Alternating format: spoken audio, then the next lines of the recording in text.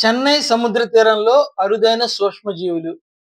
చెన్నై సమీపంలోని కాసిమేడు సముద్ర తీరంలో పిరోనస్ జాతికి చెందిన అరుదైన సూక్ష్మజీవులను శాస్త్రవేత్తలు గుర్తించారు. ఈ జీవులు ఇప్పటి వరకు ప్రపంచంలో 2, 3 చోట్ల మాత్రమే కనిపించగా, ఆ తర్వాత వాటి ఉనికి ఇక్కడే బయటపడడం విశేషం. జూలాజికల్ సర్వే ఆఫ్ ఇండియాకు చెందిన మహిళా శాస్త్రవేత్తలు డాక్టర్ అంజుమ్ రిజ్వీ, రితికా దత్తా ఈ పరిశోధనలు చేశారు.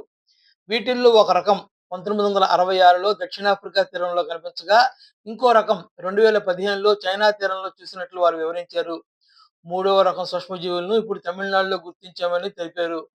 వీటిలో మగ సూక్ష్మజీవులు 1.043 మిల్లీమీటర్ల నుంచి 1.355 మిల్లీమీటర్లు, ఆడ సూక్ష్మజీవులు 0.903 మిల్లీమీటర్ల నుంచి 1147 మిల్లీమీటర్ల పొడవు ఉన్నాయని తెలిపారు. పెనోరస్ జాతి సూక్ష్మజీవులకు ఒక ప్రత్యేకత ఉంది. సముద్రం యొక్క ఆరోగ్యం దెబ్బతినకుండా చూడటంలో ఈ సూక్ష్మజీవుల పాత్ర చాలా కీలకం. ఈ సూక్ష్మజీవులు ఉన్న చోట్ల జీవ వైవిధ్యం చాలా బాగుంటుందని శాస్త్రవేత్తలు చెబుతున్నారు.